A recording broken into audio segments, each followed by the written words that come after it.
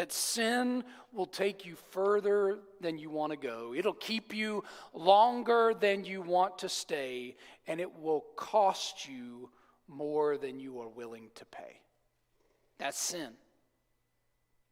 It's like a fisherman who is lured by what seems like an easy catch, only to rush the cast and catch his own ear instead.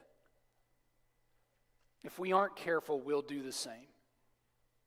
Don't run ahead of your prayer life. Don't run ahead of God's leading. And don't cave in to societal pressure, to that little voice or your heart or whatever it is, until you know you've genuinely given it to God. Because there is, and this is the final big point here, the triumph of trusting God is letting God lead. And when you let God lead, man, I can promise you things go a whole lot better for you. David was anchored in the truth of God. He was anchored in his relationship with God, and it paid dividends. Temptation is often going to present itself as favorable.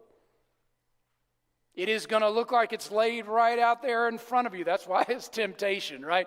Some particular path, it's going to look great. But just because something seems good for you doesn't mean it is. Oftentimes, favorable timing is just temptation in disguise. Scripture backs this up. And it's in 1 Corinthians 10:13. It says, "No temptation is overtaking you except what is common to mankind." So all the kinds of temptations, the things you and I run up against, man, everybody deals with it. Me, you, everybody.